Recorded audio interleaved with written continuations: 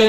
হযরত ওমরের ব্যাপারে বিশ্বনবী বলেছেন, লাউ কানা বাদি নবিয়্যা লাকানা ওমর, আমার পরে যদি কেউ নবী হতো ওমর হতো সেই নবী। ওয়ালা নবিয়্যা বাদি, কিন্তু আমার পরে কোনো নবী আসবে না। যে ওমর রাদিয়াল্লাহু তাআলা আনহুকে দেখলে শয়তান পালিয়ে যেত, আল্লাহ রাসূল বলেন না আমার পর আবু বকরকে ধরিও, আবু বকরের পরে ওমরকে ধরিও, জান্নাত পাবে। না না না, তিনি সবাইকে ইজমালি ভাবে বলেছেন কুরআন এবং হাদিস ধরো, কুরআন এবং হাদিস ধরো, কোন ব্যক্তিকে নয়। হযরত ওমর যখন খলিফাতুল মুসলিমিন হলেন, সাহাবারা উনার হাতে বায়াত নিলেন। আনুগত্যের বায়াত নেয়ার পরে মসজিদে নববীতে হযরত ওমর রাদিয়াল্লাহু তাআলা আনহু দাঁড়ায় একটা খুতবা দেয়া শুরু করলেন। ও আমার সতীর্থরা, সঙ্গীরা, শোনো, আমি ওমরকে তোমরা খলিফা বানালে, আমি ওমর ঘোষণা করছি, আতিউনি মা তাআতুল্লাহ ওয়া রাসূলাহু ওয়া ইন আসাতুল্লাহ ওয়া রাসূলাহু ফাসাদ্দিদুনি। আমি ওমরকে তোমরা অনুসরণ করবে। কিছুক্ষণ হাতে হাতে হাত রেখে বায়াত নিয়েছো, কিন্তু আমি ওমর বলছি, শোনো, আমি ওমরকে তোমরা মানবে ততক্ষণ, আমি ওমর কুরআন হাদিস মানি যতক্ষণ। হযরত ওমর রাদিয়াল্লাহু তাআলা আনহু বলছেন, তোমরা আমাকে অনুসরণ করবে ততক্ষণ যতক্ষণ আমি কুরআন হাদিস অনুসরণ করি, আল্লাহ রাসূলকে মানি। যখন দেখবা আমি ওমর কখনো আল্লাহ এবং রাসূলের আনুগত্যের বাহিরে চলে গেছি, ফাসাদ্দিদুনি, তখন আমাকে আর অনুসরণ করবে না, আমার ঘাড়ে ধরে আমাকে ঠিক করে দিও। হযরত ওমর বলছেন, তোমরা আমাকে গর্দানে ধরে সোজা করে দিও, কোরআন হাদিসের বাইরে গেলে আমার অনুসরণ করা দরকার নাই, আমাকে একা ছেড়ে দিয়ে চলে যাবে না, আমাকেও গর্দানে ধরে তোমাদের সামনে ঠিক করবা। হযরত ওমর জুমার দিন খুতবা দিচ্ছেন। খুতবা দিতে গিয়ে আলোচনার মাঝখানে কোন এক সাহাবীর প্রশ্নের উত্তর দিচ্ছেন। সাহাবী প্রশ্ন করলো, ও আমিরুল মুমিনিন, বিয়েতে ছেলেরা মেয়েদেরকে মোহর দেয়, এটা আল্লাহর সিদ্ধান্ত, এটা দেয়া ফরজ, কিন্তু ইদানিং কালে মেয়ের বাবারা মোহরানার সীমা নিয়ে বাড়াবাড়ি করছে। দিন দিন মোহরানার রেট তারা বাড়িয়ে দিচ্ছে, যুবকেরা বিয়ে করতে গিয়ে হিমশিম খাচ্ছে। হযরত ওমর বললেন, তোমার বক্তব্যের সাথে আমি একমত। ইদানিং দেখতে পাচ্ছি মেয়ের বাবারা বেশি মোটা অঙ্কের মোহর চাচ্ছে, আমাদের বাংলাদেশেও এসে গেছে, ঠিক না? বিয়েতে মোহরানা 5 লাখ, 7 লাখ, 10 লাখ, কত দেবে? আর দেয়া দরকার নাই, লিখো। কেন লিখবে? যেন ভবিষ্যতে তালাক দিতে না পারে। জামাইয়ের বিরুদ্ধে কোর্টে মামলা করে জামাইরে টাইট করে ফেলবে। বিয়ের আগেই অত্যন্ত কুটিল চিন্তা লালন করছে, আত্মার সাথে সম্পর্ক না হলে আত্মীয় হওয়া যায় না। কিন্তু বিয়ার আগে মামলার চিন্তা, কি নিকৃষ্ট ধারণা, ঠিক না? তাই মোটা অঙ্কের মোহর লেখো, দেয়া দরকার নাই, লেখো। হযরত ওমর বললেন, তোমার সাথে আমি একমত, মোহরানার অঙ্ক মোটা হচ্ছে। তাই ওই সাহাবী পরামর্শ দিচ্ছেন, আমিরুল মুমিনিন, আমার পরামর্শ, আপনি রাষ্ট্রীয় একটা সিদ্ধান্ত ঘোষণা করে দেন যে এত টাকার বেশি মোহর দেয়া যাবে না। ওই সাহাবীর পরামর্শ মোতাবেক হযরত ওমর বললেন, ঠিক বলেছো, আমি দেখি এ ব্যাপারে একটা আইন জারি করব। পিছন থেকে একজন মহিলা সাহাবী দাঁড়ায়া গেলেন। আল্লাহর নবীর যুগে, সাহাবাদের যুগে পুরুষও যেত জুমার দিন মসজিদে, মহিলারাও যেত। মক্কা মদিনায় এখন ওই সিস্টেম আছে না নাই? আরব দেশে এমন একটা মসজিদও পাওয়া যাবে না যেই মসজিদে পুরুষের পাশাপাশি মহিলার নামাজের জায়গা নাই। মহিলারা নামাজের পড়ার জন্য তাদেরও সুযোগ দিতে হবে। পুরুষের জন্য নামাজ ফরজ, মহিলার জন্য কি নফল নাকি? আপনি আপনার স্ত্রীকে নিয়ে যখন হাসপাতালে গেলেন, মাগরিবের নামাজের টাইম হলো, আপনার জন্য মসজিদ, উনার জন্য কই? আপনি আপনার স্ত্রীকে সাথে নিয়ে লঞ্চে করে বরিশাল যাচ্ছেন, আসরের টাইম হলো, আপনার জন্য নামাজের জায়গা লঞ্চে আছে, আপনার বউয়েরটা কই? বরং এই দেশের একদল আলেম মহিলারা মসজিদে যাইতে পারবে না। কোথায় পাইছে জাতীয় কথা? তাদের কথার কারণে মসজিদ নাই, হাজার হাজার মহিলা নামাজ তরক করছে, ঠিক না?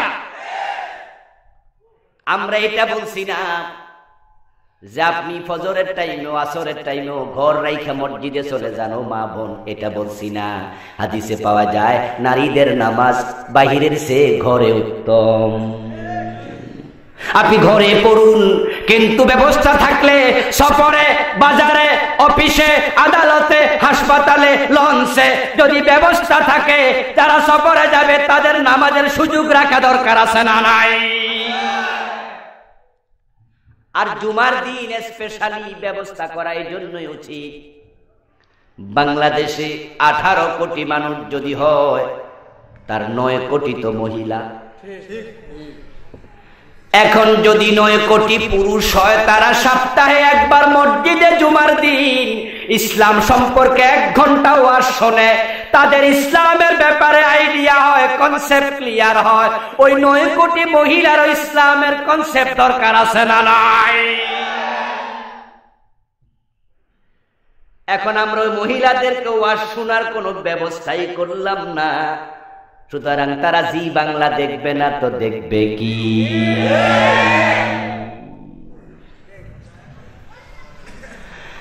আল্লাহর নবী সাহাবী আর একজন মহিলা পিছন থেকে দাঁড়ালেন, সামনে পুরুষ, তারপরে বাচ্চা, তারপরে মহিলা দাঁড়াতো। মসজিদে নববীতে একজন মন দাঁড়ায় গেলেন, দাঁড়িয়ে বলছেন, ও আমিরুল মুমিনিন ওমর, আল্লাহ কোরআন মাজিদে বলছেন, তোমরা যদি তোমাদের স্ত্রীদেরকে কেনতার পরিমাণ মোহরানা দাও, তালাক দিলে 1 আনাও ফিরিয়ে নিও না। কেনতার শব্দের অর্থ হলো অগণিত সম্পদ, পুঞ্জীবিত মাল। এর বিভিন্ন ব্যাখ্যা মুফাসসিররা করেছেন, তার মাঝে একজন মুফাসসির বলছেন 12,000 উকিয়া, আরেকজন মুফাসসির সহজ সরল ব্যাখ্যা দিলেন, কেনতার মানে হলো একটা বড় বলদ জবাই করে তার চামড়া খসাইয়া মাটিতে বিছায়া দাও, ওই চামড়ার মাঝে স্বর্ণ ঢালতে থাকো, ঢালতে ঢালতে স্বর্ণ যখন স্তূপ হয়ে যাবে, চামড়াটা তোলা দিয়া বাঁধো, এর ভিতরে যেই পরিমাণ স্বর্ণ আসবে, এটা হলো 1 কেনতার। তাহলে একটা বলদের চামড়ার ভিতরে কত লক্ষ টাকার স্বর্ণ আসবে? ও আমিরুল মুমিনিন ওমর, আল্লাহ কোরআনে বলছেন, তোমরা তোমাদের স্ত্রীদেরকে যদি কেনতার পরিমাণ সম্পদ দেও, ফিরিয়ে এনো না। আল্লাহ কয় কেনতার, আর আপনি ভাবতেছেন আইন করবেন, এর চেয়ে বেশি যাওয়া দেয়া যাবে না। আল্লাহর আয়াতের বাহিরে আইন করার অধিকার ওমরকে কে দিল? ওই মহিলা সাহাবী যখন ওই আয়াত পেশ করলেন ওমরের সামনে, হযরত ওমর রাদিয়াল্লাহু তাআলা আনহু থেমে গেলেন। তিনি বললেন, বোন, তোমাকে ধন্যবাদ, এই মুহূর্তে ওই আয়াতটা আমার মাথায় ছিল না। না, আমি এই ব্যাপারে কোনো আইন জারি করব না, আইন করার অধিকার ওমরের নেই। কোরআন হাদিসের বাহিরে গেলে আমার ভাইয়েরা আমিরুল মুমিনিনকে প্রশ্ন করা যায়, উনাকে বলা যায়, আপনি কেন কোরআনের বাহিরে যাচ্ছেন? আমিরুল মুমিনিন বলতেছে, আমি যখন আল্লাহ এবং রাসূলের আইনের বাহিরে যাব, তোমরা আমাকে মানবা না, সোজা করে দিও। কিন্তু আমাদের দেশে কি পাচ্ছি? উস্তাদ কো সামনে চু চারা চাহি, মগর ফির কো সামনে চু চারা নিহি। আমাদের দেশে আজকে আমাদের হযরত পীর সাহেব হুজুররা শিখাচ্ছেন ওনাদের মুরিদদের কাছে ওস্তাদের সামনে যখন গাবে, ওস্তাদ যদি কোনো কথা বলে বুঝে না আসলে বারবার প্রশ্ন করো, বুঝে নাও। কিন্তু পীর সাহেব হুজুরের সামনে গেলে উনি যা কয় শুধু মেনে নাও, বুঝে না আসলেও কোনো প্রশ্ন করা যাবে না, এটা বেয়াদবি। হযরত ওমরের সে বড় পীর সাহেব হলো কেডা? আজকে উল্টা পাল্টা কথা শিখানোর কারণে আমার বন্ধুরা যখন পীরের কাছে মানুষ মুরিদ হতে যাচ্ছে, যাওয়ার সময় প্রত্যেকটা মানুষের অন্তরে থাকে আমি আল্লাহকে পেতে চাই, কিন্তু আমি মূর্খ সূক্ষ্ম মানুষ, আল্লাহকে কেমনে পাবো আমি তো জানি না। তাই হুজুরের হাতে বায়াত হব, তিনি আমাকে জান্নাতের পথ দেখিয়ে দেবেন। আল্লাহকে পাওয়ার জন্য পীরের দরবারে গেল, যাওয়ার পরে পীরকে পাইয়া ওই আল্লাহকে ছেড়ে দিল। এখন আল্লাহ কি বলে সেদিকে খেয়াল নাই, পীর যা বলে তা মানার জন্য জান কুরবান করে দেয়।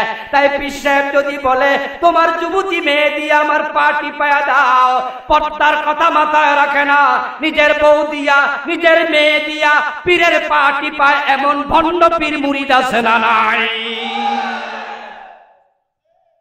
পর্দা দরকার নাই। এখন সামনে গেলে বেপর্দা। প্রশ্ন যদি করা হয় তোমার পীর তো পর্দা করে না, তখন বলে দেবে আপনার চোখ আর আমার পীর বাবার চোখ একরকম না। আমার মুসলমান ভাইরা, আমাদের দেশে ভণ্ড পীরের সাথে কিছু হক্কানি আলেম ওলামাও আছে না নাই? যাদের দরবারে বেপর্দা নাই, বেহায়াপনা নাই, খেলাফে সুন্নাহ নাই, এমন কিছু ভালো লোক আছে, খারাপ লোকও আছে, দুইটাই মিশ্রিত হয়ে আছে সমাজে। কিন্তু এখন কে ভণ্ড কে হক্কানি ভালো তা চেনার জন্য আগেই কোরআনের কাছে যাওয়া দরকার আছে না নাই? আল্লাহর হাবিব সাল্লাল্লাহু আলাইহি ওয়াসাল্লাম আপনাকে আমাকে বলেছেন দুটি জিনিস শক্ত করে ধরো, হেদায়েত থেকে বঞ্চিত হবে না। যদি আপনি কোরআনটাকে ধরতেন, কোরআনটাকে ধরার পরে তারপরে আপনি কোরআনের কিছু না বুঝলে পীর সাহেব হুজুরের কাছে যেতেন না। পীর সাহেব হুজুরের কাছে যাওয়ার পরে আপনি গুটি গুটি কদমে আগাচ্ছেন ভক্তি সহকারে, কিন্তু দরবারের ভিতরে উকি দিয়ে দেখলেন কিছু লোক ওনার পায়ে সিজদা দিচ্ছে। তখন তো আল্লাহর কোরআন আপনাকে পথ দেখাতো, যে পীর সিজদা নেয় সে হক্কানি পীর হতে পারে না, নিশ্চয় যে সিজদা নেয় সে একটা ভণ্ড পীর, ঠিক না? তাহলে আপনি পীর ধরা দরকার নাই, সেখান থেকে ফিরে আসেন। আপনি গিয়ে যদি দেখেন সেখানে একই দরজা দিয়া পুরুষ ঢুকছে মহিলা ঢুকতেছে, পীর সাহেব হুজুরের দরবারে পর্দার প্রশ্ন নাই। এক পাশে পুরুষ আর এক পাশে মহিলা বসে আছে, মহিলাগণ বোরকা নাই, পর্দা নাই। আপনি পীর ধরার আগে যদি কোরআন ধরতেন, আপনার কোরআন আপনাকে বলতো যে পীর পর্দা করে না সে পীর হতে পারে না। এই জন্য আপনি যদি জান্নাতের রাস্তাটা খুঁজে পেতে চান, নবীদের দেখানো পথে চলা দরকার আছে না নাই? এটা আল্লাহ তাআলার অনেক বড় করুণা। তিনি আমাদের জন্য যুগে যুগে নবী রাসূল পাঠালেন। এখন এই নবী রাসূল দুনিয়া আসছেন, নবী রাসূলের সংখ্যা কত বলেন দেখি?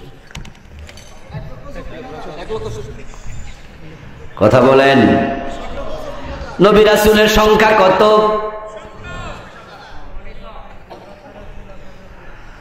আলহামদুলিল্লাহ দুই রকম উত্তর আমি পেয়েছি। একদল ভাই বলছেন 1,24,000, আর একজন বলছেন মতান্তরে 2,24,000। এদিক থেকে উত্তর পেলাম অগণিত, অসংখ্য। তারা কোনো লাখ বলে নাই। আসলেও বন্ধু নবীদের সংখ্যা কত এক আল্লাহ ছাড়া কেউ জানে না। 1,24,000, 2,24,000 হাদিস আছে। ওই হাদিসগুলো খবরে ওয়াহিদ, আর ঈমান আকীদার ক্ষেত্রে খবরে ওয়াহিদের কোনো মূল্য নাই। আকীদার ক্ষেত্রে কোরআন এবং হাদিসে মুতাওয়াতির হওয়া লাগবে। আমার বন্ধু, 1 লাখ অথবা 2 লাখ ব্যবধান, বিশাল বিশাল ব্যবধান। যতজন নবী আছে সবার উপরে ঈমান আনা ফরজ। এখন নবীর সংখ্যা 1 লক্ষ অথবা 2,24,000। সত্যিকার নবী যদি 1,24,000 হয়, আরো 1 লাখ ভুয়া নবী হওয়ার সম্ভাবনা আছে না নাই? সত্যিকার নবী যদি 2,24,000 হয়, 1,24,000 হাদিস মানলে 1 লাখ নবীর উপরে ঈমান দেওয়ার সম্ভাবনা আছে না নাই? তাই একটা বিপদ। পবিত্র কোরআন মাজিদ আল্লাহ তাআলা বলেন, রাসূলান কদ কাসাসনাহুম আলাইক ওয়া রাসূলান লাম নাকসুসহুম আলাইক। রাসূলান কদ কাসাসনাহুম আলাইকা মিন ক্বাবলু, হে নবী আমি আপনার কাছে কিছু রাসূলের আলোচনা করেছি। ওয়া রাসূলান লাম নাকসুসহুম আলাইকা, কিছু রাসূলের আলোচনা আমি আপনার কাছেও করি নাই। আল্লাহ তাআলা কোরআনে বলেন কিছু রাসূলের আলোচনা আমি আপনার কাছে করি নাই। তাহলে নবী কিভাবে জানবেন সংখ্যা কত? এজন্য আমরা বলবো অগণিত, অসংখ্য যতজন নবী আছে সবার উপরে আমাদের ঈমান আছে। সংখ্যা আল্লাহই ভালো জানেন, ঠিক না? এখন এই অগণিত সংখ্য নবী রাসূল দুনিয়াতে পাঠিয়েছেন কে? কেন পাঠিয়েছেন? কারণ আছে না নাই? সূরা নাহলের 36 নম্বর আয়াতে আল্লাহ কেন পাঠিয়েছেন নবী রাসূল সে বিষয়ে কথা বলতে গিয়ে বলেন, আমি নবী রাসূল পাঠালাম, সব নবী রাসূলকে আমি একটা মাত্র দাওয়াত নিয়ে পাঠিয়েছি। ওই দাওয়াতটা ছিল আনি ইবুদুল্লাহ ওয়াজতানিবুত তাগুত। বিশ্ব নবীর আগমনের মাধ্যমে নবুয়তের ক্রমধারা বন্ধ হয়ে গেছে। জমিনে আর নবী আসার কোনো সম্ভাবনা নাই। যদি বন্ধু কোন নবী বাংলাদেশে আসতো, নিশ্চয় অন্য অন্য নবীরা যে দাওয়াত দিয়েছেন তিনিও সে দাওয়াতটাই দিতেন। দুনিয়ার সব নবী একটি দাওয়াত দিয়েছেন। আল্লাহ কোরআনে এটাই বলছেন, কুল মা কুনতু বিদআম মিনার রাসূল, হে নবী আপনি বলুন মানুষের কাছে আমি হঠাৎ করে অভিনব কোন বিধান নিয়ে আগমনকারী নবী নই। আগের নবীদের কাজ ছিল যাহা, আমার কাজ হুবহু তাহা। ওই কাজটা কি ছিল? কাজ ছিল আনি ইবুদুল্লাহ ওয়াজতানিবুত তাগুত। ও দুনিয়ার মানুষ, তোমরা আল্লাহর ইবাদত করো এবং তাগুতের সাথে কোনো সম্পর্ক রাখা যাবে না। আমি আপনাদের কাছে আজকে দাওয়াতটা দিয়ে আলোচনা শেষ করে দেব। ও আমার মুর্শিদিন ভাইয়েরা, ইবাদত করা লাগবে কার? এরপর আর একটা কাজ আছে না নাই? দাওয়াত একটা, তবে দাওয়াতের অংশ হলো 2টা। আনি ইবুদুল্লাহ, ইবাদত করো আল্লাহর, ওয়াজতানিবুত তাগুত, এবং তাগুতকে পরিহার করো। তাগুতের সাথে সম্পর্ক রাখা যাবে। এখন আল্লাহ নবীদের দাওয়াতের অংশ 2টা। আমাদের বাংলাদেশের লাখ লাখ না, আমি তো মনে করি কোটি কোটি মুসলমান এই দেশে যারা আল্লাহর ইবাদত করে আবার তাগুতের সাথে সম্পর্ক ঠিকঠাক রেখে চলছে। আমার ভাইয়েরা, কালেমা ঈমান আনতে হবে। কালেমা একটা, কিন্তু কালেমার অংশ 2টা। আশহাদু আল্লা ইলাহা ইল্লাল্লাহ, আর একটা অংশ আছে না নাই?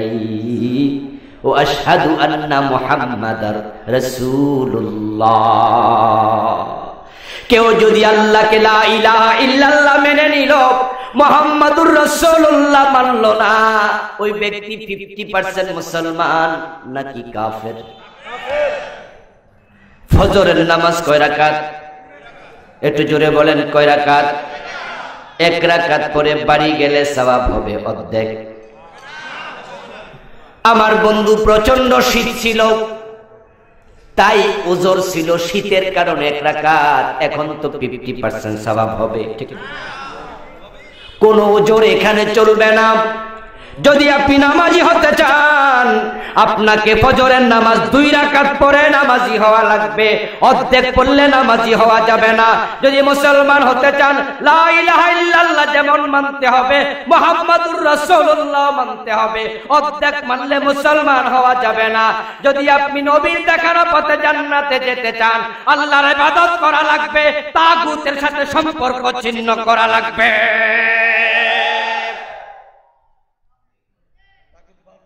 এখন বাংলাদেশে তাগুত নিয়ে আলোচনাই নাই। তাগুতের পরিচয় কি?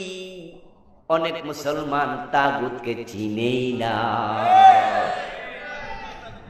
আমার ভাইয়েরা, তাগুতের বিরুদ্ধে আলোচনা করতে গেলে ঝামেলা আছে, তাই তাগুত নিয়ে আলোচনা কমে গেছে। নামাজ পড়ো, রোজা রাখো, হজ করো, যাকাত দাও, ইবাদত করে ওয়াজ চলছে, পর্দা করো, জিকির করো, নামাজ, যাকাত, ইসলাম এখানে শেষ করে দিচ্ছে। কিন্তু পরের অংশ তাগুতের সাথে সম্পর্ক রাখা যাবে না। ওই অংশের আলোচনা কমে যাওয়ার কারণ, নামাজের কথা বললে মাইর খাওয়া লাগে না, রোজার কথা বললে জেলে যাওয়া লাগে না, হজের কথা বললে ফাঁসিতে ঝুলা লাগে না। তাগুতের বিরুদ্ধে কথা বললে তাগুতের গায়ে আগুন লেগে যায়, তাই আপনাকে তারা ফাঁসিতেও ঝুলিয়ে দিতে পারে।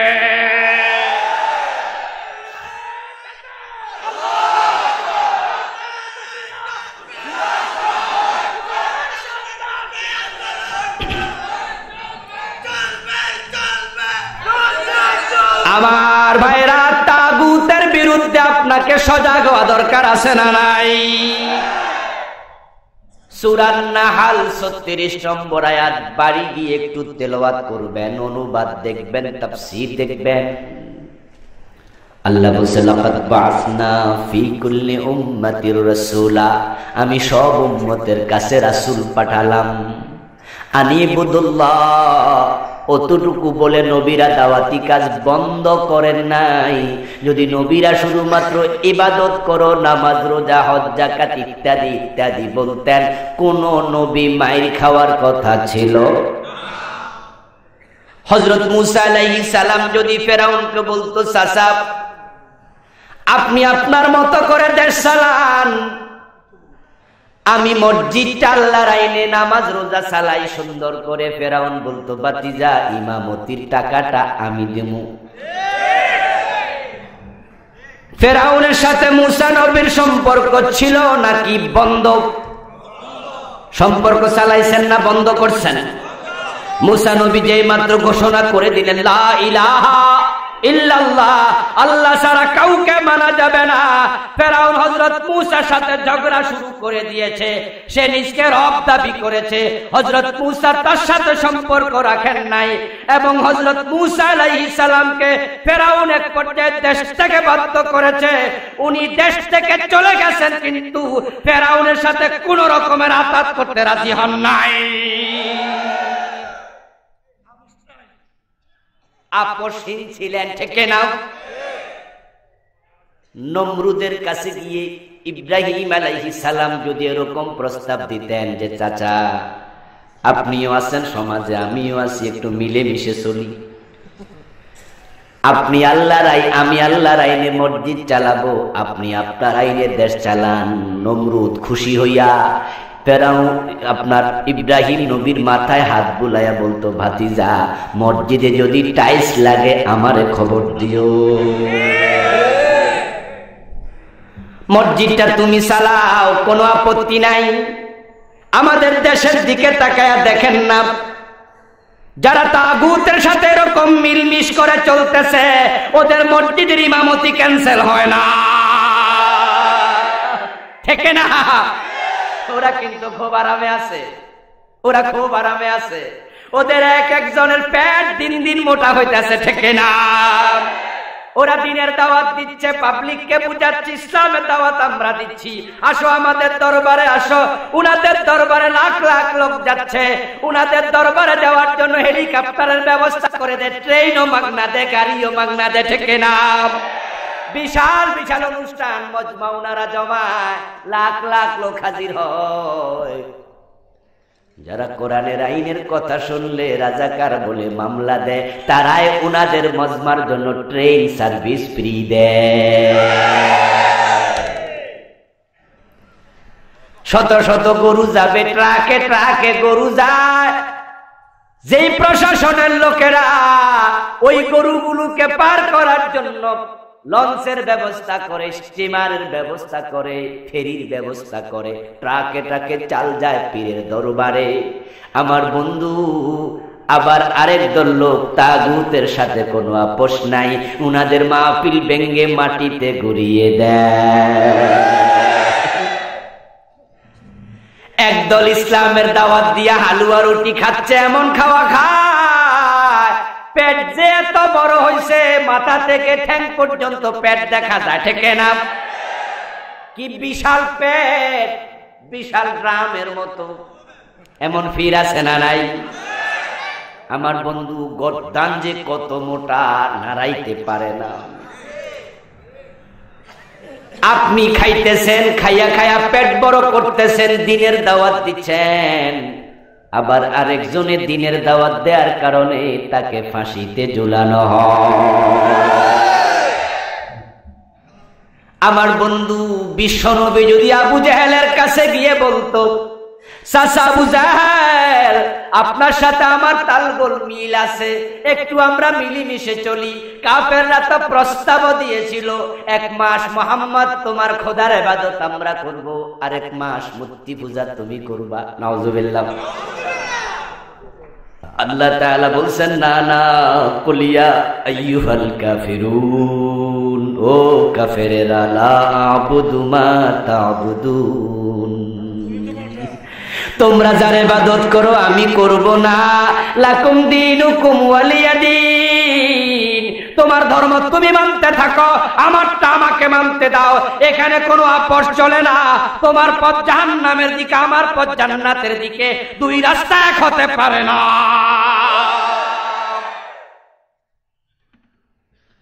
কাফেররা যখন বুঝে ফেলল যে বাতিজা মুহাম্মদকে কোনোভাবেই তাদের সাথে আপোষ করা যাচ্ছে না, তখন তারা বিশ্ব নবীকে জেলে পুরাইয়া দিয়েছে।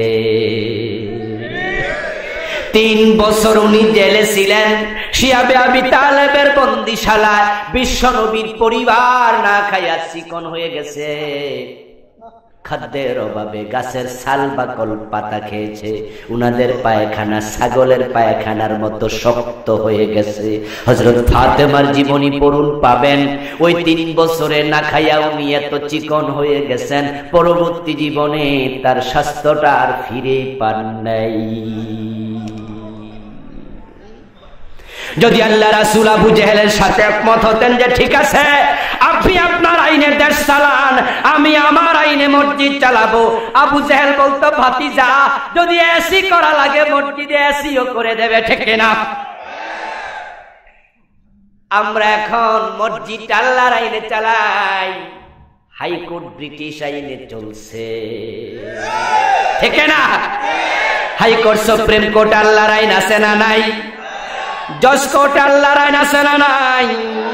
সেখানে ব্রিটিশ আইন চলছে, আল্লাহর আইনটা কেন চালানো হয় না? ওই বিষয়ে আপনার ভূমিকা যদি না থাকে, এতে বোঝা যাবে আপনি তাগুতের সাথে আতাত করে ফেলেছেন।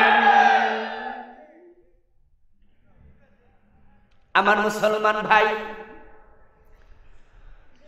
আমরা যে নামাজ পড়ছি, বলুন তো নামাজ পড়া নফল না ফরজ? নামাজ ফরজ করছে কে? নামাজ পড়ার নির্ধারিত নিয়ম আছে না নাই? রুকু আগে না সিজদা আগে? এই যে রুকুটা আগে দেয়া লাগবে, কোরআনে আছে না নাই? ওয়ারকাউ ওয়াসজুদু আছে না নাই? দেখেন নিয়মটাও বলছেন কে? আল্লাহর নবী নিজে বানায়া বানায়া নামাজ পড়ে নাই। সহিহ বুখারীতে এসেছে, রাসূল বলছেন, আম্মানি জিবরিল ওয়ান্দাল বাইত মাররাতাইন, আল্লাহ জিবরিলকে পাঠায়া আল্লাহর নবীকে 2 দিনে 10 ওয়াক্ত নামাজ কেমনে পড়া লাগে আল্লাহ নিজে শিখাইছেন, ঠিক না? জিব্রাইল ইমাম হইছেন, রাসূল মুক্তাদি হইয়া, তারপরে জিবরিল রাসূলকে কেমনে রুকু, কেমনে সিজদা, কেমনে কিরাত, কোনটার পর কোনটা সরাসরি আল্লাহর নির্দেশনায় শিখিয়েছেন। নামাজ ফরজ করছেন কে? আল্লাহ। নামাজের নিয়ম শিখাইছে কে? আল্লাহ। রোজা ফরজ করছেন কে? রোজার নিয়ম শিখাইছে কে? সুবহে সাদেক থেকে রোজা রাখবেন, সূর্য ডোবা পর্যন্ত রেখে যান, এর মাঝে পানি খাওয়া যাবে না, ভাত খাওয়া যাবে না, স্ত্রীর সংসর্গে যাওয়া যাবে না, এই সীমানাটা দিয়েছেন কে? আল্লাহ। দেখেন আপনি লক্ষ্য করে, হজ করা ফরজ করেছেন কে? ওই হজের নিয়ম শিখাইছেন কে? নিয়মের বাহিরে গেলে নামাজ হয়, নিয়মের বাহিরে গেলে রোজা হবে, নিয়মের বাহিরে গেলে হজ হবে। নিয়মের জাকাত দেওয়ার নিয়ম আছে না নাই? জাকাত ফরজ করছেন কে? যদি বাবা ছেলেরে জাকাত দেয়, জাকাত আদায় হবে। তাহলে এই যে জাকাত দেওয়ারও নিয়ম আছে না নাই? নিয়মগুলো সব আছে, নামাজেরও আছে, রোজারও আছে, হজেরও আছে, জাকাতেরও আছে।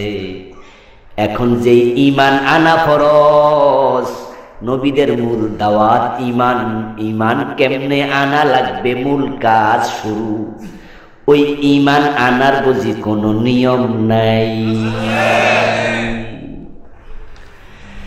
এখন বাংলাদেশে আমরা যখন ঈমান আনছি, তখন তো মুক্তবের ছাত্র ছিলাম, সে মুক্তবে তো মুক্তবের হুজুর কালেমাটা শিখাইছে, তখন কি বুঝার বয়স ছিল? এখন ওই বুঝার বয়সে তো আপনি কালেমা পড়ে মুমিন হন নাই, কিন্তু এখন বুঝার বয়স হয়েছে কিনা? তাহলে আপনাকে এখন কেমনে ঈমান আনা লাগবে বুঝা দরকার আছে না নাই? নবীদের দাওয়াত ছিল আনিবুদুল্লাহ ওয়াজতানিবুত তাগুত। আপনাকে দুই অংশ মেনে না নিলে আপনি মুমিন হতে পারবেন না। ঈমান আনার ক্ষেত্রে আল্লাহর শেখানো নিয়ম আপনাকে মানতে হবে। আল্লাহর শেখানো নিয়ম হচ্ছে আগে তাগুতের সাথে সম্পর্ক ছিন্ন করে তারপরে মুমিন হও। ফামাইয়াকফুর বিত্তাগুত ওয়া ইউমিন বিল্লাহ ওয়ারকাউ ওয়াসজুদু। কোরআন আছে না? নিয়ম দেখেন, ওয়ারকাউ আগে রুকু, ওয়াসজুদু এবং সিজদা। যদি কেউ আগে সিজদা দেয় পরে রুকু করে, নামাজ আছে না নাই? বাতিল হবে না? আপনি দেখেন সিস্টেম লস করে ফেলেছেন। আল্লাহ কয় আগে রুকু পরে সিজদা, ওয়ারকাউ ওয়াসজুদু। নিয়ম উল্টাবেন, নামাজ বাতিল। আল্লাহ কয় ফামাইয়াকফুর বিত্তাগুত, যে ব্যক্তি তাগুতের সাথে কুফরি করবে, ওয়া ইউমিন বিল্লাহ, তারপরে এবার কালেমা পড়ে মুমিন হবে। ফাকাদ ইসতামসাকা বিল উরওয়াতিল উসকা লা ইনফিসামা লাহা, সে শক্ত একটা রশি ধরবে, যেই রশি ছিঁড়বে না। ওই কালেমা নামক রশি তাকে টেনে টেনে জান্নাতে নিয়ে যাবে। এখন কালেমা নামক সেই শক্ত রশি ধরার নিয়ম হচ্ছে আগে আপনি তাগুতের সাথে কুফরি করবেন, তারপরে কালেমা পড়বেন। আপনাকে আগে বলা লাগবে লা ইলাহা, কাউকে মানি না, কাউকে মানি না, কাউকে মানবো না, মানতে পারি না। জীবনের সব জায়গায় শুধু একজনকে মানবো, তিনি হলেন আল্লাহ।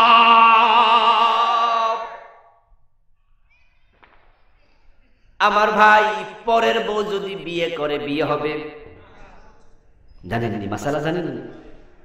14 জন মহিলা বিয়ে করা হারাম, কোরআনে আছে না নাই?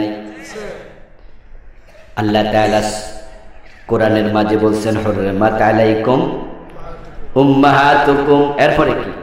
ওয়া বানাতুকুম। এইভাবে আল্লাহ তাআলা বলে গেছেন কোরআনে। 14 জন মহিলার নাম বললেন।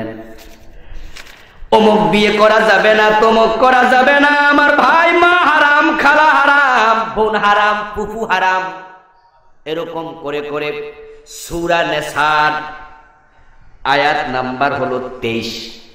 23 নাম্বার আয়াতে 14 জনকে বলছেন বিয়ে করা যাবে না। এখন যদি কেউ তার আপন খালাকে বিয়ে করে, বিয়ে হবে না। হওয়ার কারণ আল্লাহ বলছে হারাম, তাই বিয়েটা হবে না। বিয়ে নাই। 14 জন মহিলার কথা বলার পরে আল্লাহ আবার 15 নম্বরে বলছে 5 পারার প্রথম আয়াত, ওয়াল মুহসানাতু মিনান নিসা, এবং যে সমস্ত মহিলার স্বামী আছে ওই মহিলাদেরকেও বিয়ে করা যাবে না। খালাতো বোন বিয়ের পরের দিন খালতো ভাই লইয়া পলায়া গেছে কুমিল্লা থেকে সিলেট, এমন ঘটনা আছে না নাই? আমার বন্ধু স্বাস্থ্য বোন নিয়ে স্বাস্থ্য ভাই পালিয়ে গেল, বিয়ের পরের দিন সিলেটে গিয়ে আদালতে হাজির। ম্যাজিস্ট্রেট কোর্ট, বাংলাদেশের বিবাহ যে আইন আছে ওই বিবাহ আইনে ছেলে মেয়ে যদি বালেগ হয় তাহলে কোর্ট ম্যারেজের একটা আইন বাংলাদেশে আছে না নাই? আমার ভাইরা হানাফি ওলামারা এটা স্বীকৃতি দেয়, আমি মাযহাবি ইখতিলাফে যাচ্ছি না, কিন্তু দেশে আইনটা আছে না নাই? এখন কোর্টে দাঁড়ানোর পরে তারা কাগজপত্র সাবমিট করলো, মেয়ের বয়স 20, ছেলের বয়স 25। এই দেশে আইন হলো 18-র নিচে বিয়ে দেয়া যাবে না, এই দেশের আইন, ইসলামের আইন না। এখন কোর্টের ম্যাজিস্ট্রেট দেখলো তাদের বয়স ঠিক আছে, রাষ্ট্রীয় আইনে বিয়ের অনুমতি আছে, ইমাম সাহেব ডাকলো, 2 জন সাক্ষী হাজির করলো, তারপরে বিয়েটা পড়াইয়া দিল। এই বেটা যে খালতো বোন আরেক বেটার বউ, এটা কিন্তু লুকাইছে, এটা ম্যাজিস্ট্রেটের কাছে বলে নাই। ও আমার ভাই, আরেকজনের বউ যদি ওই মেয়ের বাবাও হাজির থাকতো, আল্লাহ ওয়াল মুহসানাতু মিনান নিসা, পরের বউ বিয়ে করা যাবে না, 40 জন সাক্ষী থাকবে, নিজের বাবা থাকবে, ভাই থাকবে, কাবা শরীফের ইমামও যদি বিয়ে পড়ায়, পরের বউ বিয়ে করলে তো বিয়ে হয় না। এখন ওই ছেলে বলতেছে খালা বোন ছাড়া আমি বাঁচবো না, খালা তো ভাইও কয় আমিও বাঁচতাম না। এখন তাদের 2 পরিবার কইল তাইলে মেয়েটাকে অন্য জায়গায় বিয়ে দিয়ে ভুল করছে, এখন কি করি? এখন রাস্তা একটাই আছে, সেটা হলো মেয়েটা আগের স্বামী থেকে তালাক নেয়া লাগবে। সে খোলা চাইবে, স্বামী যদি তালাক দিতে রাজি হয় তাহলে সে তাকে তালাক দিয়ে দেবে, 3 মাস চলে যাবে, যাওয়ার পরে এখন নতুন বিয়ে জায়েজ। এর আগ পর্যন্ত যদি 100 বারও বিয়ে পড়ায় আল্লাহ কয় হারাম, তাই বিয়েটা হবে না।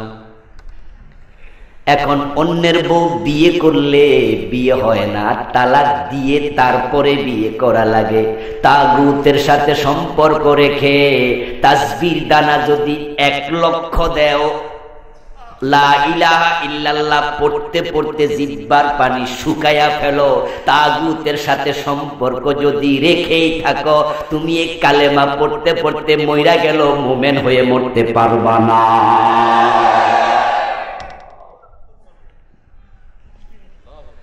আল্লাহর শেখানো নীতি, নবীদের দাওয়াত 2টা অংশ, ইবাদত করো আল্লাহর, তাগুতের সাথে সম্পর্ক রেখো না। আমার বন্ধু, এখন আমরা 2টা অংশের মাঝে প্রথম অংশ নিয়ে সামান্য একটু কথা বলে তাগুত নিয়ে বলবো। ইবাদত করবেন কার? এই ইবাদত মানে শুধু নামাজ, রোজা, হজ, যাকাত না। ইবাদত মানে হলো মা তাকুমুর রাসূলু ফাখুযুহু ওয়া মা নাহাকুম আনহু ফান্তাহু। আমার রাসূল যা করেছেন তুমি তাই করো, আমার রাসূল যা ছেড়েছেন তুমি তাই ছাড়ো।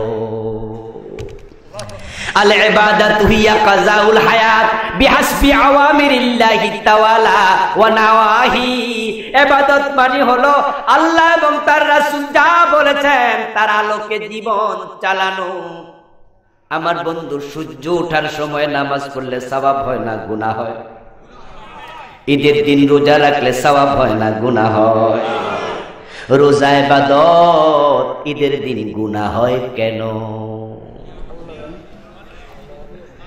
সূর্য যখন ডুবতে থাকে তখন নামাজ পড়া যাবে না, হাদিসে আছে না নাই? তা আপনি পড়বেন কেন? পড়লে আপনার গুনাহ হবে। ঈদের দিন রোজা রাখতে রাসূল নিষেধ করছেন, রাখলে গুনাহ হবে। এতে বোঝা যায় ওই রোজা এবং নামাজ ইবাদত না, ইবাদত হলো আল্লাহ এবং রাসূলের কথা মেনে চলার নাম। আল্লাহ রাসূল যা করেছেন তা করা ইবাদত, যা ছেড়েছেন তা ছাড়া ইবাদত। এখন যেই নবী নামাজ পড়ছেন, মসজিদে ইমামতি করছেন, ওই নবী আবার দেশের প্রেসিডেন্ট হইয়া দেশও চালাইছেন। যেই নবী হাতে মেসওয়াক নিয়ে মেসওয়াক করেছেন, ওই নবী আবার অন্যায়ের বিরুদ্ধে তলোয়ার ধরে ৭-৮ যুদ্ধে সেনাপতিও ছিলেন, ঠিক না? এখন আপনি নামাজ পড়তে রাজি, এটা ইবাদত হিসাবে মানলেন, কিন্তু যেই মাত্র বলা হবে রাসূল তো কোরআন দিয়ে দেশ চালাইছেন, চলেন আমরা কোরআন দিয়ে দেশ চালাই, তখন আপনার চেহারা কালো হয়ে যায়।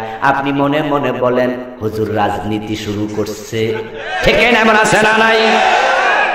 আমি আল্লাহর কসম করে বলছি, শুনুন বন্ধু, আপনি ইসলামের কিছু মানবেন, কিছু মানবেন না, আল্লাহর কসম আপনি মুমিন হতে পারবেন না।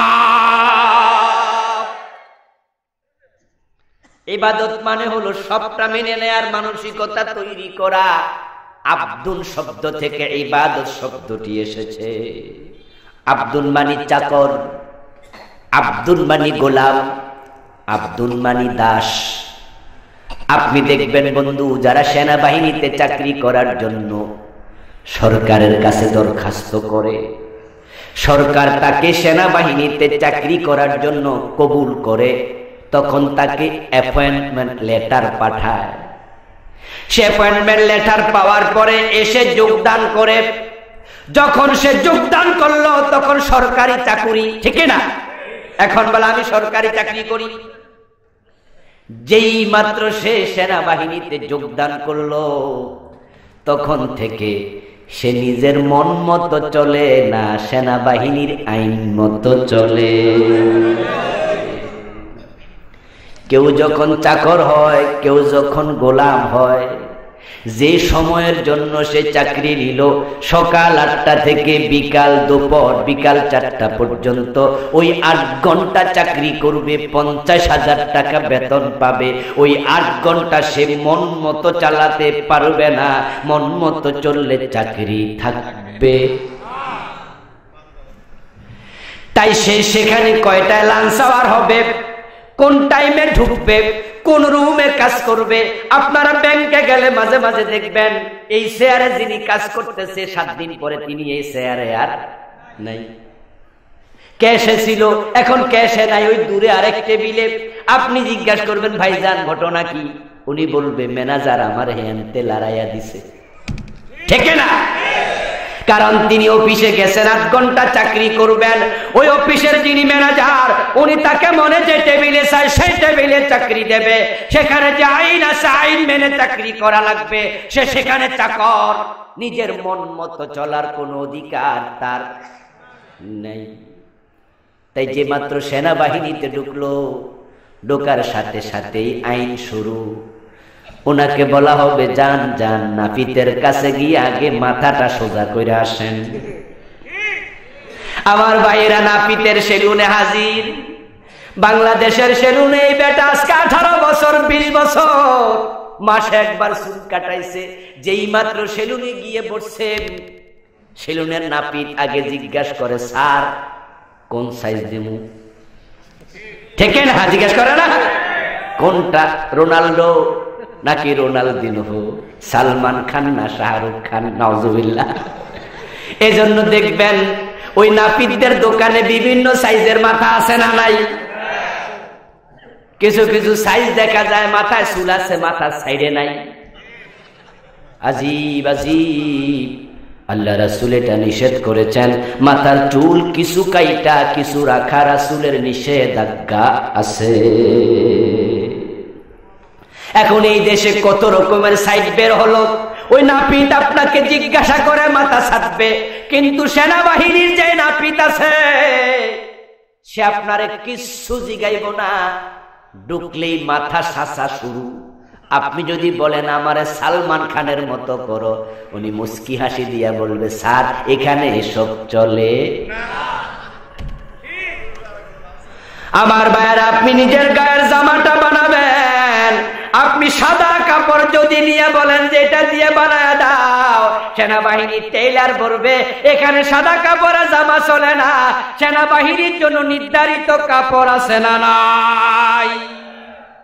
পায়ের জুতা থেকে মাথার টুপি পর্যন্ত সেনাবাহিনীর আইনে আপনাকে পরিধান করা লাগবে। আমার বন্ধু, সেনাবাহিনীর সদস্য যদি 1 লক্ষ থাকে, 1 লক্ষ যদি রাস্তায় বের হয়, সবার জামা একরকম, সবার টুপি একরকম, সবার মাথার বেল্ট একরকম, সবার পায়ের জুতা একরকম, সবার প্যান্টটা একরকম, সব মিলে যাবে। ঠিক আপনি যদি ইসলামের গণ্ডিতে ওই কালেমার স্বীকৃতি দিয়া প্রবেশ করেন, আপনাকে আমাকে মৃত্যু পর্যন্ত আল্লাহ নবী সুন্নাহর আলোকে পুরা জীবনটা চালানোর জন্য সিদ্ধান্ত নেওয়া লাগবে।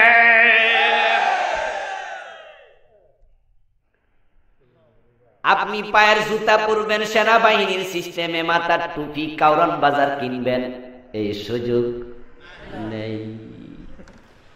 সব পুলিশের টুপি একরকম, সব বিজিবির টুপি একরকম, সব সেনাবাহিনীর টুপি একরকম, প্রত্যেক বাহিনীর আলাদা আলাদা আইন আছে। এখন আপনি যদি মুসলমান হতে চান, আপনি ইবাদত করবেন মানে কোরআন এবং হাদিসের আইন মেনে নেবেন। আল্লাহ এবং রাসূল যা বলবে জীবন থেকে শুরু থেকে ধর্না থেকে কবর পর্যন্ত প্রত্যেকটা মানতে আপনি। যদি আপনি একমত হতে না পারেন, তাহলে রাস্তা খোলা আছে। সরকার যেমন আপনাকে জোর করে সেনাবাহিনীর সদস্য বানাবে না। আপনি স্বেচ্ছায় চাকরি নিয়েছেন, 2 মাস চাকরি করার পরে আপনি বললেন যে না, এইসব টুপি আমি মাথায় দেব না, এই শক্ত জুতা পায়ে দেব না, আমি নিজের মন মতো জুতা পরবো। অফিসার বলবো রাস্তা খোলা আছে, রিজাইন করে চলে যাও, ঠিক না? সেনাবাহিনীর থাকবা, নিজের মন মতো জুতা পরবা, চলবে না। সেনাবাহিনীর থাকবা, মন মতো জামা গায়ে দিয়ে চলবে না, তোমাকে সেনা আইন মেনে চলতে হবে। আপনাকে বলছি দোস্ত, আপনি আল্লাহর জান্নাত পাওয়ার জন্য মুসলমান হয়েছেন, আল্লাহ জোর করে আপনাকে মসজিদে নেয় না। আপনি মসজিদে গেলে আল্লাহকে মানবেন, কোর্টে গেলে ব্রিটিশ আইন মানবেন। এক জায়গায় আরেক জায়গায় না। সুবিধাবাদ জিন্দাবাদে মুমেন হওয়া যায় না। বর্তমান দুনিয়ার মানুষের সংখ্যা 700 কোটির বেশি, 550 কোটি কাফের। এই বারাক ওবামা জীবনে একবার আল্লাহ বলে ডাক দেয় নাই। এই ডোনাল্ড ট্রাম্প আমেরিকার প্রেসিডেন্ট জীবনে আল্লাহকে একটা বারও সেজদা করে নাই। এই যে 550 কোটি কাফের আল্লাহকে জীবনে একবারের জন্য সেজদা করলো না, এতে আল্লাহর কি ক্ষতি হয়েছে? তো যদি বারাক ওবামার মতো ভিআইপি পারসন, ট্রাম্পের মতো আমেরিকার প্রেসিডেন্ট ভিআইপি পারসন আল্লাহকে আল্লাহ না বলে সেজদা না করে, আল্লাহর কিছু আসে যায় না। আপনার মতো লোক, আপনি মসজিদে আল্লাহর আইন মানবেন, কোর্টে গিয়ে মানুষের আইন মানবেন, আপনার সেজদা আল্লাহর কোনো দরকার নাই। আপনার মতো লোক সেজদা না করলে আল্লাহর কিছু আসে যায় না।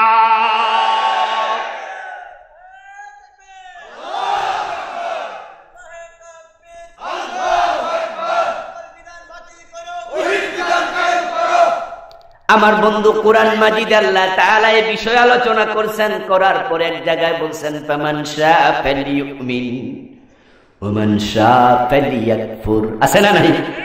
আল্লাহকে আমি বিধান তুলে ধরলাম, এখন তোমাদের যাদের ভালো লাগে তুমি ঈমানদার হও, যার ভালো না লাগে তুমি কাফের হও, আমি আল্লাহর কিছু আসে যায় না। বরং যারা কিছু মানবে ইসলামের, কিছু মানবে না, এই জাতীয় দুদিল বান্দাগুলোর কারণে আজকে ইসলামের বদনামি হচ্ছে। মসজিদে গিয়ে নামাজ পড়লো, টুপিটাও খোলে নাই, এখনো টুপিটা মাথায় আছে, ওই অবস্থায় দোকানে বৈশা ওজনে কম দেয়া শুরু করছে। আছে না নাই? মসজিদ থেকে বের হয়েছে, পাঞ্জাবিটা গায়ে আছে, রমজান মাস চলছে, পাঞ্জাবিটাও খোলে নাই, মাগরিবের নামাজও পড়বে। ইফতার রেডি করার জন্য দোকানের কর্মচারীরে কয় ইফতার রেডি কর, আর ভেজাল মাল বেচতাছে। ওই পাশের দোকানে একজন হিন্দু ভদ্রলোক দোকানদারি করছে, সে কিন্তু দেখতেছে উনি মালে ভেজাল দেয়, উনি ওজনেও কম দেয়, আবার মসজিদে নামাজ পড়ে, রোজা রাইখা পেট ভইরা ইফতার খায়, আর মাঝে মাঝে হিন্দুরে কয় তোরা জাহান্নামী, আমরা কিন্তু জান্নাতি। ওই হিন্দু ব্যবসায়ী তখন হয়তো বলে না, মুখ খুলে বলে না, সংখ্যালঘু, কিন্তু সে মনে মনে কয় তোর মতো এরকম ভেজাল মানুষ আল্লাহ বেহেশতে যদি দেয়, এটা কোন ইসলাম? বরং এই জাতীয় 2 নাম্বার মুসলমান গুলার কারণে আজকে ইসলামের সম্মান হানি হচ্ছে।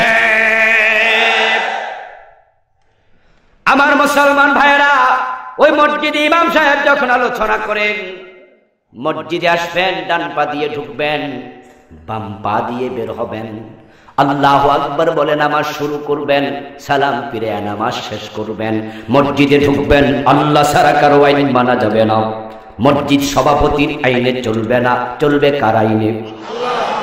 বাহ, মুসল্লিরা কয় এতদিনে একটা সাহসী ইমান পাইছি যে সভাপতির কথাও কইছে উনার আইনে মসজিদ মুতাওয়াল্লির আইনে চলবে না, চলবে কার আইনে? সব মুসল্লি কয় হ্যাঁ কথা ঠিক, আল্লাহর আইনে। মসজিদ ইমামের আইনও চলবে না। ইমাম যদি মাগরিবের নামাজ ফরজ 4 রাকাত পড়ানো শুরু করে, আমরাও 4 রাকাত পড়বো না, পিছন দিয়ে লোকমা। আমরা পিছন থেকে বলবো লোকমা দিয়ে, হুজুর 4 রাকাত না, আল্লাহর সীমা লঙ্ঘন করছেন, আপনি সীমার ভিতরে ঢোকেন। মসজিদ সভাপতির আইনে চলবে না, মুতাওয়াল্লির আইনে চলবে না, ইমামের আইনেও চলবে না, মসজিদ চলবে আল্লাহর আইনে। সব মুসল্লি একমত, দ্বিমত পোষণ একজনও করবে না। এটুকু আর শুনে আপনি সবাই মুমিন ভাবার কোনো কারণ নেই। এবার হুজুর আলোচনার সামনে গিয়ে বলতেছেন, আল্লাহর আইন যেমন মসজিদে চলবে, আল্লাহর আইন ছাড়া মসজিদ চলবে না। মুসলমানের হাইকোর্ট, সুপ্রিম কোর্টও আল্লাহর আইনে চলা লাগবে। সাথে সাথে মুসল্লি 2 ভাগে ভাগ হবে। 1 ভাগ বলবে হুজুর ঠিক বলেছেন, আর 1 ভাগ মাথা নিচু করে চেহারা কালো করে বলা শুরু করবে, এই ইমামের চাকরি টিকবে না, ইমাম রাজনীতি করে। তাহলে আপনি আল্লাহর আইন মানলেন সব জায়গায় না, অর্ধেকে। আল্লাহ তাআলা কোরআনে ওদের ব্যাপারে আলোচনা করছেন। তিনি বলছেন, ইয়াকুলুনা নুমিনু বিবাদিন ওয়া নাকফুরু বিবাদিন ওয়া ইউরিদুনা আন ইয়াত্তাখিযু বাইনা যালিকা সাবিলা উলাইকা হুমুল কাফিরুনা হাক্কা। চিৎকার দিয়ে বলেন নাউযুবিল্লাহ। আল্লাহ বলেন কিছু মানুষ থাকবে, তারা বলবে নুমিনু বিবাদিন, আমরা কিছু মানি। আবুল কালাম আজাদ হুজুর আপনি যাই বলেন না কেন, আমি তো মসজিদে ইমামের সাদা দেই। কথা বলছেন? আমারে আপনি তাগুত বলবেন কেমনে? আমি তো ইমামের সাদা দেই। আমি তো মসজিদের টাইসের টাকা দিছি 50,000। আমি তো হুজুরের মাসে 3 দিন ভাত খাওয়াই, এমন আছে না নাই? আমার বন্ধু, আমি তো সকাল বিকাল কোরআন পড়ি। কোরআন তারা পড়ে না এমন না। মা বাবা মারা গেলে নিজে কোরআন পড়ে, নিজে কোরআন পড়তে না পারলে আত্মীয় স্বজনকে দিয়া কোরআন শরীফ পড়ায়। কেউ কেউ আছে মাদ্রাসা থেকে হুজুর আইনা পড়ায়, এমনও আছে না নাই? কোরআন পড়া বুঝায় আমিও ইমানদার। আমার বন্ধু, আমরা সবই বুঝি। উনি কোরআন পড়াইয়া হুজুরদেরকে প্রয়োজনে টাকা দেবে, টাকা দিয়া বুঝায় কোরআনকে ভালোবাসে। কিন্তু ওই কোরআনের আইনের কথা যে হুজুররা বলে, উনি তাদেরকে আবার জেলে পাঠাইয়া দেয়। তাহলে উনি কোরআনকে ভালোবাসে পড়া পর্যন্ত, আইন পর্যন্ত না, ঠিক না? উনি নিজেও কালেমা পড়ে, মাঝে মাঝে দেখবেন হাইটা হাইটো তাসবিহ দ্বারা দেখায় দেখায় জিকির করে, এমন আছে না নাই? মানে বুঝায় দেখেন আমি কত বড় জাকিরি। ও আমার ভাইরা, জিকির করতেছে লা ইলাহা ইল্লাল্লাহ, নিজেও পড়ে। সংসদ ভবনের বাহিরে এক ফকির হাতের মাঝে লাঠি লইয়া, ডান হাতে মাথার দিকে তোলা দেয়, বাম হাতে ভিক্ষার প্লেট, জোরে জোরে কয় আল্লাহ ছাড়া কাউকে মানি না, লা ইলাহা ইল্লাল্লাহ। আমাদের নেতারা সংসদ ভবনে ঢোকার আগে গাড়ি ব্রেক করে ড্রাইভারকে বলবে, এই ফকিরটা মনে হয় বড় মাপের বুজুর্গ, ওরে 20 টাকার একটা নোট দিয়ে দাও ড্রাইভার সাহেব। ফকির চিৎকার দিয়ে বলছে, আল্লাহ ছাড়া কাউকে মানি না, আল্লাহ ছাড়া কারো আইন মানি না, বিধান মানি না, লা ইলাহা ইল্লাল্লাহ। গাড়ি ব্রেক করে 50 টাকা দিয়ে দাও। ওনার ফকিরকে টাকা দেয়া দেখে আপনি ভাববেন না উনি বুঝিয়ে কালেমাটা মেনে নিয়েছে, অথচ এই কালেমার কথাটা যদি সংসদ ভবনের ভিতরে উনার সাইডের কোনো এমপি বলতো ভিতরে আল্লাহ ছাড়া কারো আইন চলবে না, উনারাই মিলে তার গর্দানে ধাক্কা দিয়ে বের করে দেবে।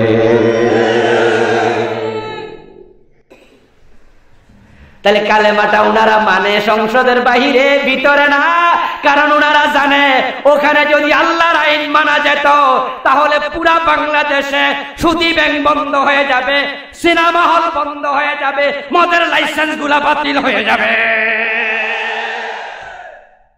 ওই ফকির বেটা বলছে আল্লাহ ছাড়া কারো আইন মানি না, ওই বেটার মানি না শব্দ দিয়া মদের লাইসেন্স বাতিল হবে। কিন্তু যদি ভিতরেই কথা বলে তাহলে আইন পাস হবে, মদের ব্যবসা চলবে না। আল্লাহ তাআলার জন্য বলছেন ইয়াকুলুনা নুমিনু বিবাদিন, তারা চালাকি করবে, কোরআনের বিধানকে তারা কিছু জায়গায় মানবে, ওয়া নাকফুরু বিবাদিন, আবার কিছু জায়গায় মানবে না। উলাইকা হুমুল কাফিরুনা হাক্কা, আল্লাহ বলেন এগুলাই হলো আসল কাফের, ওদেরকে চিনে রাখা দরকার। এখন আমি আপনাকে বলছি আবার দোস্ত, সত্যিকার অর্থে আপনি যদি ইবাদতকারী হতে চান তাহলে জীবনের সব জায়গায় আল্লাহ এবং রাসূলের বিধান মানা দরকার আছে না নাই?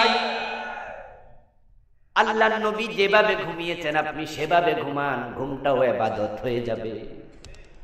আল্লাহর নবী যেভাবে থুতু ফেলেছেন আপনি সেভাবে থুতু ফেলুন, এটাও ইবাদত হয়ে যাবে। আল্লাহর নবী যেভাবে খেয়েছেন আপনি সেভাবে খান, খানাটাও ইবাদত হয়ে যাবে। মুসলমানের পুরা জীবনে ইবাদত চলবে। আল্লাহর নবীর মতো আপনি প্রতিটা কাজ করবেন, মুসা নবীর মায়ের মতো হয়ে যাবেন। মুসা নবীর মা সন্তানকে দুধ খাইয়েছে, আবার ফেরাউন থেকে বেতনও পাইছে। আপনি নিজে খাবেন, নিজের পেট পুরবে, আবার রাসূলের সিস্টেম মতো খাওয়ার কারণে ওই খাবার সাদাকা করলে যত সওয়াব হতো ওই পরিমাণ সওয়াব আমলনামায় যোগ হতে থাকবে। এজন্য আল্লাহর নবী সাল্লাল্লাহু আলাইহি ওয়াসাল্লামের তরিকা সব করবেন। রাসূলের মতো বিয়ে করা লাগবে, রাজি আছেন না নাই? রাসূলের মতো নামাজ পড়া লাগবে, রাজি আছেন না নাই? রাসূলের মতো সব করবেন, তবে শুধু রাজনীতিটা মন মতো করবেন, ঠিক না? এটা আপনি আপনার নেতার আদর্শে করবেন, অমুকের সৈনিক তমুকের সৈনিক হবেন।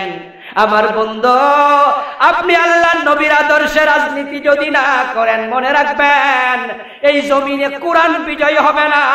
আর রাসূলের আদর্শে রাজনীতি করে যদি কোরআন বিজয় করা না যায়, ওয়াজ দিয়ে সুদখোর বন্ধ করা যাবে না। আমাদের সে বড় বড় আলেমরা ওয়াজ করেছে সুদের বিরুদ্ধে, করে করে উনারা মরে গেছে, চলে গেছে। এই দেশের সুদ মরছে না জওয়ান হচ্ছে? আপনি যে পর্যন্ত কোরআনের আদলে দেশ না চালাবেন ওই পর্যন্ত সুদী ব্যাংক বন্ধ হবে না। সিনেমার বিরুদ্ধে আমরা অনেক ওয়াজ করেছি, সিনেমা কমে নাই, বরং সিনেমা আগের চেয়ে অনেক গুণ বেড়ে গেছে। আগে সিনেমা হল জেলা সদরে ছিল, পরে থানা সদরে গিয়েছে। এখন যুবকদের মোবাইলের ভিতরে সিনেমা হল আছে না নাই? স্টার জলসা জি বাংলার কারণে মুসলমানের ঘরগুলো সিনেমা হল হয়ে গেছে। তাই ভারত পুরা জীবনে করার সিদ্ধান্ত নেবেন, তাগুতের সাথে সম্পর্ক রাখা যাবে না। তাগুত হলো ওই শক্তিকে বলা হয় যেই শক্তি নিজে আল্লাহর আইন মানে না, অন্য কেউ মানতে দেয় না। যাদের পক্ষে এই জমিনে আল্লাহর আইন